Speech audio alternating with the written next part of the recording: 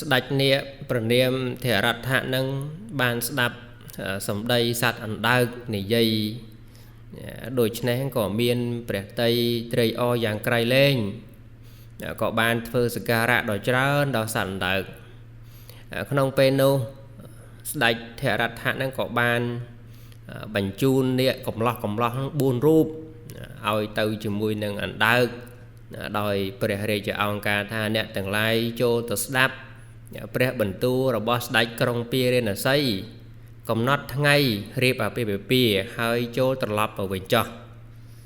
ព្រះបាទធរថៈហ្នឹងក៏ឲ្យនាគកំឡោះហ្នឹងមកប្រាប់កំណត់ថ្ងៃរៀបអាពាហ៍ពិពាហ៍ជាមួយនឹងកូនស្រីរបស់ស្ដេចក្រុងពារាណសីណាញោមនាគកំឡោះទាំង4រូបក៏បានទទួលបញ្ជាអំពីព្រះបាទធរថៈដែលជាស្ដេចនាគហើយក៏នាំអណ្ដើកញោមនាំសត្វអណ្ដើកហ្នឹងចេញអំពីពិភពនាគមកកាន់ក្រុងពារាណសីបានធ្វើដំណើរមកហ្នឹងគឺសត្វអណ្ដើកញោម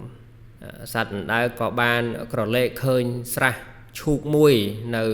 ចន្លោះផ្លូវណាក៏មានបំណងដើម្បីរត់គេចខ្លួន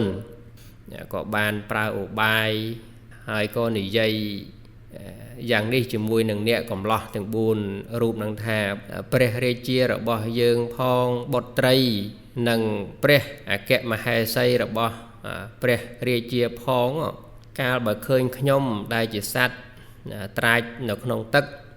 មកដល់នៅក្នុងរាជនិវេសហើយហ្នឹងពូត្រង់ហ្នឹងតែងតែសុំនៅផ្កាឈូកនិងក្រអៅឈូកអំពីខ្ញុំហេតុដូច្នេះខ្ញុំនឹងចុះទៅកាច់ផ្កាឈូកនិងក្រអៅឈូកខ្លះយកទៅផ្ញើពូត្រង់សូមអស់លោកលែងខ្ញុំឲ្យចុះក្នុងស្រះនេះសិនចុះកាលបើលោកចាំខ្ញុំយូរមិនឃើញខ្ញុំឡើងមកទេសូមអស់លោកនឹងនាំគ្នាទៅកាន់សំណាក់ស្ដេចរបស់ខ្ញុំមុនក៏បានខ្ញុំនឹងទៅជួបលោកនៅឯរាជវាំងតាមក្រោយសត្វអណ្ដើកនោះបាននិយាយទៅកាន់នាគកំឡោះទាំង4ហ្នឹងដោយឧបាយហ្នឹងញោមពួកនាគក៏មាននប់ទាំង4រូបបានជឿសម្ដីអណ្ដើកញោមហើយក៏លាញអណ្ដើកហ្នឹងចូលទៅក្នុងស្រះទៅឯសត្វអណ្ដើកក៏បានរួចអំពីដៃនាគកំឡោះទាំង4រូបហ្នឹងក៏ទៅពូននឹងកន្លែងកំបាំងមួយនៅក្នុងស្រះទឹកនោះ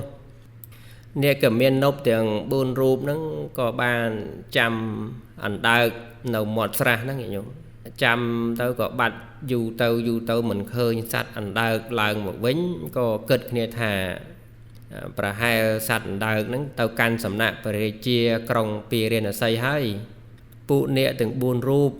បានគិតដូច្នេះហើយក៏ប្រែក្រឡាភេទញោមក្រឡាខ្លួនជាមាណពជាមនុស្សកំឡោះ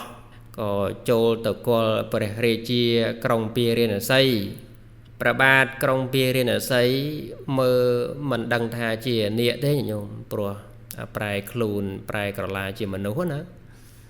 ក៏បានធ្វើបដិសន្ធារៈស៊ូរតៈយ៉ាងទៅក៏ស៊ូថាតើអ្នកទាំងឡាយហ្នឹងមកអំពីទីណានាគក៏មាននប់ក៏បានក្រាបទូលព្រះរាជាក្រុងពារាណសីថាបបិទ្ធព្រះសមត្ថិទេពពូទូលបង្គំមកអំពីសំណាក់ស្ដេចនាគព្រះនាមធរថៈព្រះរាជាក៏ស៊ូទៀតថាពូលោកមកកាន់ទីនេះព្រោះកិច្ចការអ្វីដែរ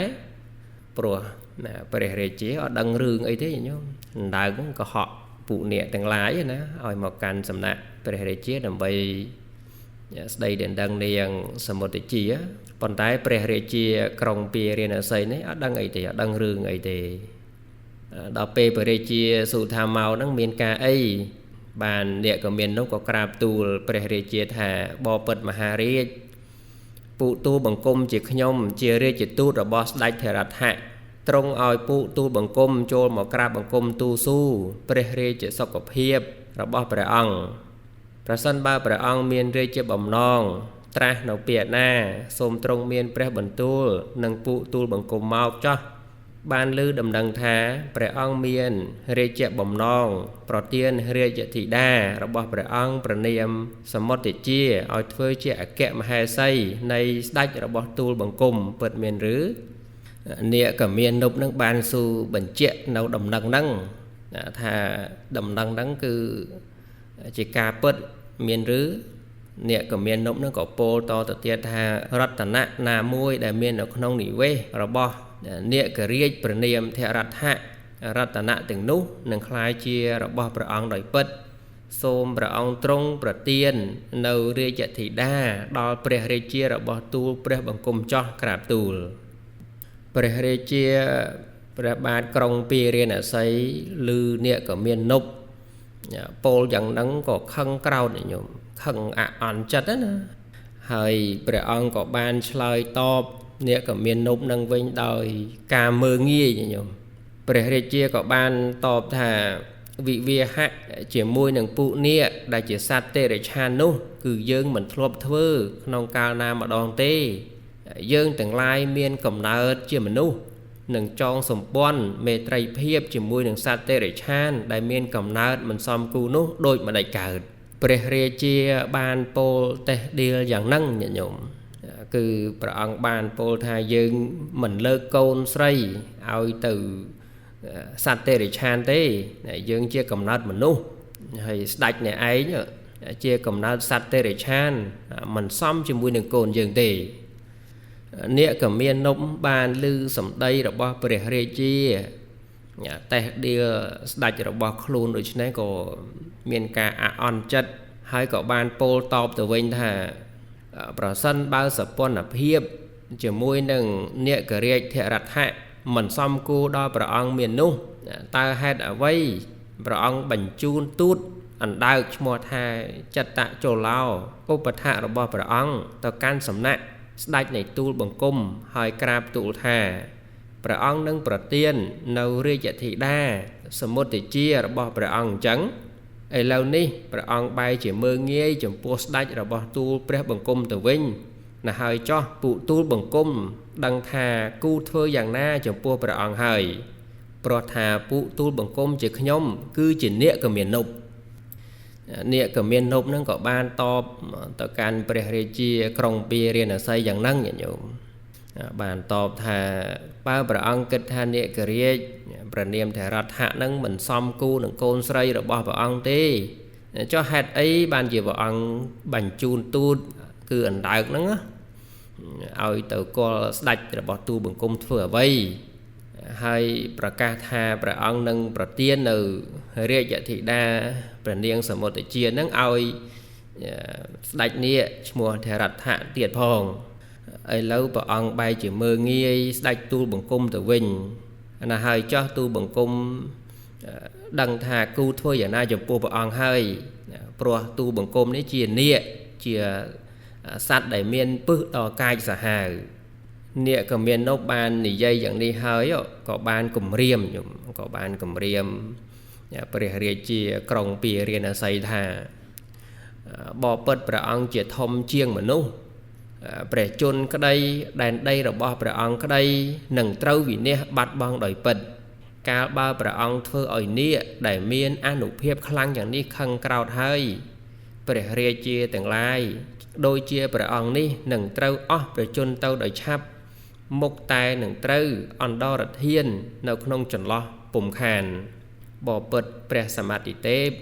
ព្រះអង្គជាមនុស្សមិនមានឫទ្ធិហ៊ានមើងងាយព្រះរាជាដែលមានឫទ្ធិជាកូនបង្កើតនៃព្រះបាទវរុណៈដែលកើតក្នុងទន្លេយមុនីនោះផងនាគមាននុបនឹងបានគំរាមព្រះរាជាព្រះបាទក្រុងពារាណសីយ៉ាងហ្នឹងញោមព្រះរាជាក៏បានឆ្លើយតបថាយើងមិនមើងងាយព្រះបាទធរដ្ឋៈដ៏មានយសទេព្រោះថាព្រះបាទធរដ្ឋៈជាធំជាងនាគទាំងឡាយដ៏ច្រើនក្នុងពិភពនាគទំហំ500យោជន៍ស្ដេចធរដ្ឋៈបើទុកជាមានអានុភាពខ្លាំងក្លាយ៉ាងនោះក៏ដោយក៏ទ្រង់មិនស័ក្តិសមនឹងធីតារបស់យើងទេព្រោះថាស្ដេចនោះមានកំណើតជាពស់ចំណែកយើងជាក្សត្ររបស់អ្នកដែនវិទេហៈនាងសមុទ្ទជាដែលជាធីតារបស់យើង ជាមួយនឹងរាជបុត្រនៃស្ដេចវិទេហៈទៅមានជាតិដ៏ប្រសើរដូចគ្នាអ្នកទាំងពីររូបសំគូរួមសង្វាស់ជាមួយគ្នាសមុទ្រជានោះមិនស័ក្តិសមនឹងពស់ដែលមានកង្កែបជាចំណីទេព្រះរាជានឹងបានពោលយ៉ាងហ្នឹងញោមព្រះអង្គបានពោលថាយើងមិនបានមើលងាយស្ដេចថេរថៈទេប៉ុន្តែស្ដេចថេរថៈនឹងជាកំណើតពស់មិនសមនឹងធីតារបស់យើងជាកំណើតមនុស្សទេបានពោលយ៉ាងហ្នឹងណាព្រះអង្គបានពោលរៀបរាប់មើលងាយមើលថោកថាមិនស័ក្តិសមដោយព្រះអង្គនឹងមានមាសជាស្ដេចញោមនៅមានមាសជាស្ដេចលើកដំកើងខ្លួនឯងដោយដឹងថាស្ដេចថេរថៈនឹងមានអានុភាពដ៏សាហាវយ៉ាងណាក៏ដោយក៏ព្រះអង្គនៅតែមានមាសជាស្ដេចនៅតែមើលងាយមើលថោកគេអញ្ចឹងណាញោមព្រះអង្គបានតេះឌីលថាព្រះបាទថេរថៈនឹងជាសត្វមានកំណើតជាពស់មិនសមនឹងធីតារបស់យើងដែលជាកំណើតមនុស្សទេនឹងព្រះអង្គគិតប៉ុន្តែព្រះរាជាភ្លេចគិតខ្លួនឯងកាលនៅក្នុងព្រៃខ្លួនឯងជាមនុស្សប៉ុន្តែបានភរិយាអគ្គមហេសីជានាគអត់គិតត្រង់ហ្នឹងហើយទៅតេះឌីលគេថាជាកំណើតពស់មិនសមនឹងធីតារបស់យើងជាមនុស្សទេធីតារបស់យើងនេះសមនឹងព្រះរាជបុត្រនៃស្ដេចវិទេហៈដែលមានជាតិដ៏ស្មើគ្នាទើបសំគូនាងសមុទ្រជាដែលជាធីតារបស់យើងហ្នឹងមិនសមនឹងពស់ដែលមានកង្កែបជាចំណីទេណាពាក្យហ្នឹងគឺធ្ងន់ណាស់ញោមព្រះអង្គបានតេះឌីលអញ្ចឹងទៅមាននប់ក៏ខឹងក្រោធញោមក្នុងពេលហ្នឹងមាននប់អ្នកក៏មាននប់ហ្នឹងមានបំណងនឹងចង់ធ្វើគុតព្រះរាជាណាប៉ុន្តែនៅពេលនោះក៏នឹកឃើញភ្លាមក៏បានគិតថាព្រះរាជាព្រះបាទថេរថៈហ្នឹងបញ្ជូនយើងមកដើម្បីកំណត់ថ្ងៃរៀបអាពាហ៍ពិពាហ៍យើងមិនគូសម្លាប់ព្រះរាជាក្រុងពារាណសីទេគូតែត្រឡប់ទៅវិញផ្ដល់ដំណឹងហ្នឹងដល់ព្រះបាទថេរថៈសិនតែគូធ្វើយ៉ាងណាទៀតអ្នកក៏មាននោះបានគិតដូច្នេះហើយក៏ត្រឡប់ទៅវិញទៅក៏មុជនៅក្នុងទឹកចូលទៅកាន់ពិភពនាគវិញក៏បានទៅគល់ព្រះបាទថេរថៈដែលជាស្ដេចនាគព្រះបាទថេរថៈឃើញនាគក៏មាននប់មកដូច្នេះក៏សួរថាណែអ្នកទាំងឡាយពួកអ្នកហ្នឹងបានរាជធីតាហើយឬនៅសួរយ៉ាងហ្នឹងណាញោមនាគក៏មាននប់កំពុងតែខឹងផងញោមក៏បានក្រាបទូលស្ដេចថេរថៈនឹងថាបបិទ្ធព្រះសម្មាទិទេពព្រះអង្គបញ្ជូនពួកយើងទៅកន្លែងដែលមិនត្រូវទំនងព្រោះហេតុអ្វីប្រសិនបើព្រះអង្គមានរាជបំណងសម្រាប់ពូទូលបង្គំសូមសម្រាប់នៅក្នុងទីនេះមកចោះស្ដេចក្រុងពារាណសីនោះបានជេរផ្ដាសាចំពោះព្រះអង្គលើកដំកើងកូនស្រីរបស់ខ្លួនដោយជាតិមានះអ្នកក៏មាននប់បានក្រាបទូលព្រះបាទថេរថៈយ៉ាងនេះហើយញាតិញោមចំណែកព្រះបាទថេរថៈបានឮអ្នកក៏មាននប់ក្រាបទូលយ៉ាងនេះក៏ខឹងញោមខឹងឆេវញោមក៏បានត្រាស់បញ្ជាឲ្យហៅពួកនាគទាំងអស់ញោមពួកនាគដែលនៅឯបាតភ្នំព្រះសុមេរពួកនាគនៅគ្រប់ទិសមកប្រជុំគ្នាឲ្យឆាប់ចេញរាជបញ្ជាញោម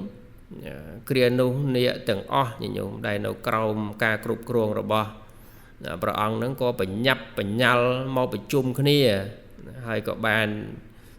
សួរស្ដេចថេរថៈនឹងថាបបិទ្ធព្រះសម្មាទិទេពព្រះអង្គហៅពួកទូបង្គំមកព្រោះទ្រង់មានរាជកិច្ចអ្វីក្រាបទូលពួកនាគសួរណា